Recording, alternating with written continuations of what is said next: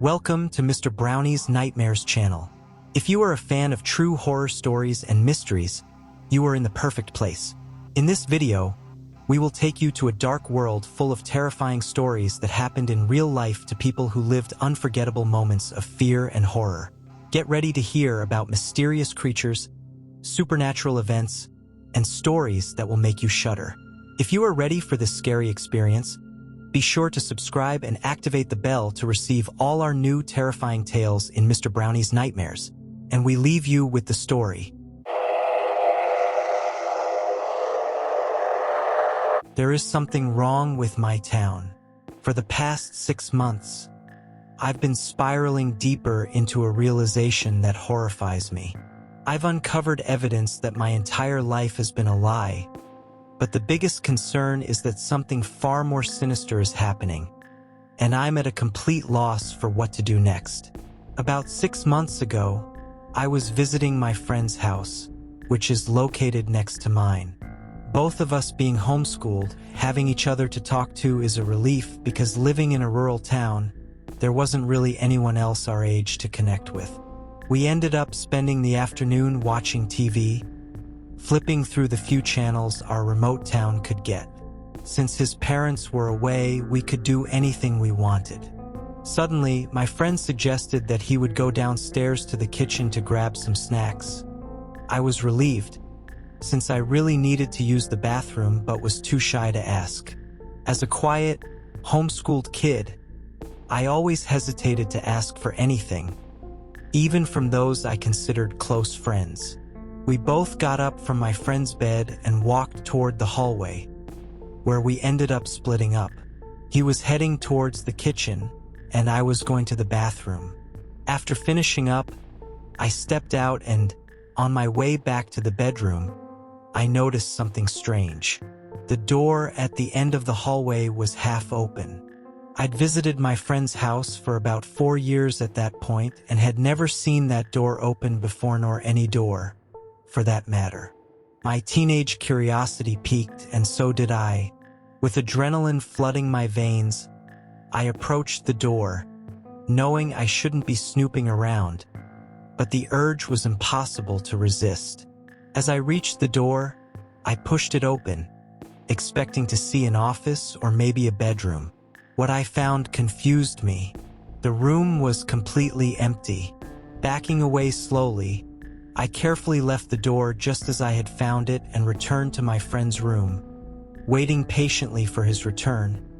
I had already decided not to mention my discovery to him, knowing full well that I shouldn't have been snooping in the first place. My friend returned, having an unsettling look painted across his face. "Were you in that room?" he asked, his voice low and trembling.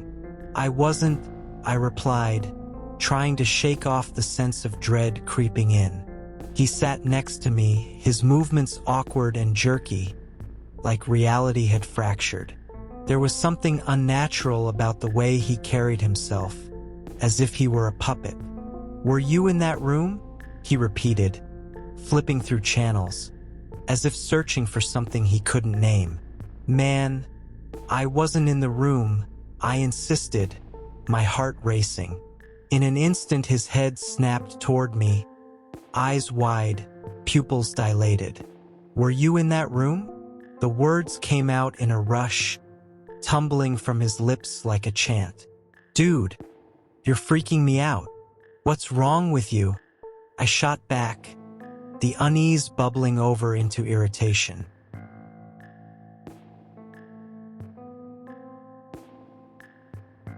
But he didn't hear me. "Were you in that room? Were you in that room? Were you in that room?" His voice grew louder and more frantic, each repetition a jarring reminder of my own unsettling discovery. I could feel my pulse quickening, the silence of the house pressing in on me. The air felt thick, almost suffocating. It was like he was pulling me into a trap, ensnaring me in his obsession with that empty room.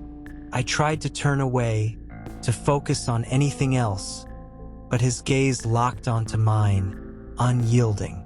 It was as if he was trying to read my thoughts, to pull the truth from my mind. "Stop it!" I shouted, my voice breaking the spell. "What's going on?"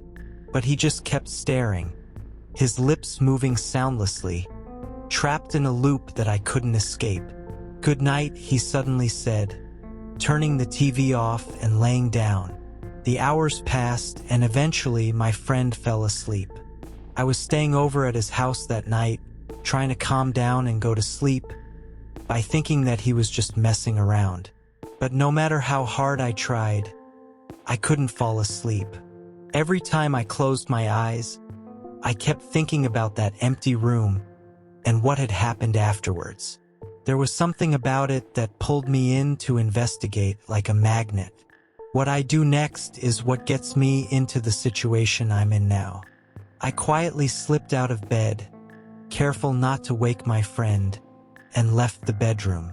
I went back to that room, but nothing seemed different. Still, something didn't feel right. I decided to check around the rest of the house, letting only the moonlight from outside guide me.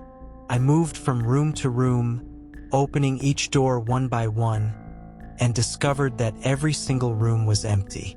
The only furnished rooms were the kitchen, the living room, the upstairs bedroom, and the bathroom. Even his supposed parents' room was completely bare. Now, I wasn't just confused. I was overwhelmed by a growing sense of unease. It was as if the house was designed so only the rooms someone could visit were furnished. I hurried back to bed, eventually falling asleep and waking up early the next morning. Before my friend even woke, I quietly left his house, leaving a note with a flimsy excuse for my early departure, and headed back home. Sitting at my desk, staring blankly at the wall in front of me, it hit me like a wave. 15 years of blocked memories came flooding back. My heart nearly stopped as a terrifying thought crept into my mind. What if my house was the same? My parents had always forbidden me from entering any rooms except the kitchen, living room, bathroom, and my bedroom. I knew I had to find the strength to check the rest of the house. But that was easier said than done. The last time my parents caught me trying to sneak into their bedroom, they revealed a side of themselves I never knew existed, a side that, even now, a decade later, still haunts me. I stepped out of my room and made my way toward my parents' bedroom. My heart raced as I took a deep breath and turned the handle, bracing myself for the worst. The room was empty. After the initial shock, the realization hit me. These houses aren't real. They're constructed like video game levels, just enough detail where it's needed, but empty and hollow where no one is supposed to go. I stumbled backwards, falling to the floor, and crawled back to my bedroom and shutting the door, staying there the entire day, trying to process what I had just uncovered. As night fell, I decided to try one last thing, hoping the issue was confined to my friend's house and mine. I quietly climbed out of my window, but as I dropped to the ground, I sliced my leg in the process. Ignoring the pain, I moved toward a neighbor's house. Unlike that night at my friend's place, the moonlight was hidden behind thick clouds, making it difficult for me to see. I snuck into the backyard and crept toward a window. Peeking inside, I couldn't see anything. It was pitch black. But then a violent crack of thunder lit up the sky, giving me just enough light to glimpse the Woods family. All 5 of them, including their 6-month-old baby, were standing there, in the dark, completely motionless. No TV, no lights, nothing. Just standing, frozen in place. You can image yourself being in a pitch-black room, doing nothing, not even breathing. That's what I saw in those brief seconds, before the darkness swallowed them up again. Gathering myself, I moved closer to the glass, desperate for another look. Just then, another crack of thunder split the sky, and in that flash of light, I saw Carol Wood's rotten, blue, smiling face pressed up against the glass, staring directly at me. My lungs expelled all remaining air from them. As I started to run towards my house, the skies cracked open and bled water. I opened the door, climbed up the stairs. While my damaged leg was generating an excruciating pain, I skipped past my room and ran straight for the attic, where I'm currently writing this from. It all makes sense now, why my town isn't on any maps, why I'm homeschooled, why we never visit other people, why we never go into public buildings, and why I'm locked out of half my own house. None of these things exist. But why? Am I even real? As I'm writing this, bleeding out, I know it won't be long before I'm found, either by my bloody trail or the open front door behind me. I'm hoping you're real because I'm all alone and freezing. And for the love of God, if such entity exists, I hope by the time I'm found by whatever these creature actors are, I'll be dead.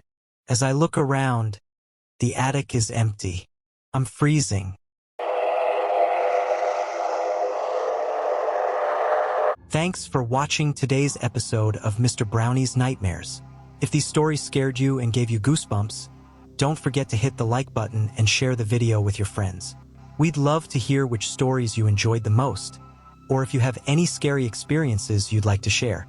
Subscribe to the channel and turn on the notification bell to be the first to receive the latest horror and mystery stories. See you in the next video, and remember, don't leave the lights off.